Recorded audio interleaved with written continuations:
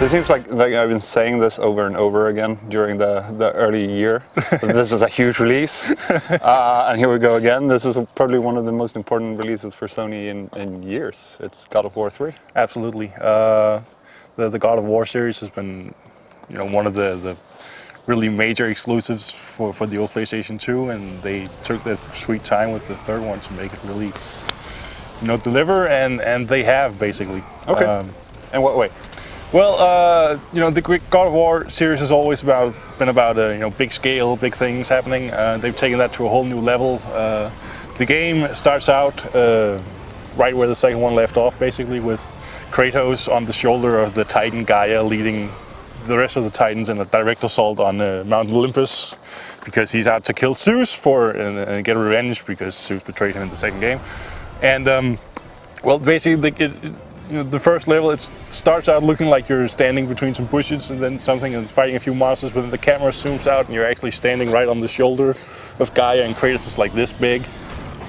And you're crawling down the arm, and then the monster comes up and latches on, so she writhes in pain, so suddenly you're hanging under the arm until she turns around.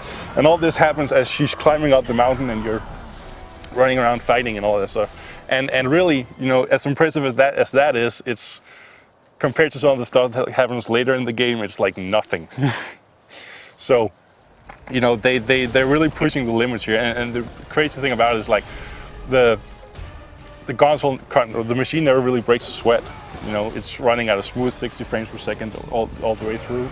A lot has been said about the 1080p 60 frames per second. Yeah, I'm actually not sure whether it's 720 or 1080, but it looks amazing. There are no load times. It goes flawlessly from action smoothly from action to cut scenes, and occasionally you'll find yourself waiting and just they're taking they like dramatic pauses because you didn't realize the cutscene ended and you're back in control of the game. I did that quite a few times actually. So it looks great. It plays awesome. So the controls have always been very good in the God of War series.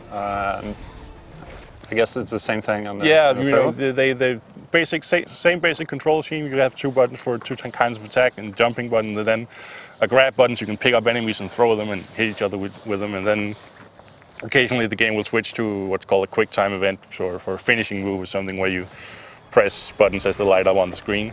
And I mean, it works. The controls never really get in your way or anything. It's all smooth sailing, basically. How many quick time events are there There are a lot. Basically, any large boss fight will conclude with one, maybe have a few in between.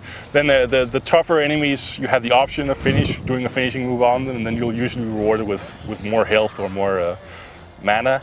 But they're skippable if you don't want to do them with the main monsters. And really, I mean, the quick time event as a game mechanic is sort of worn out.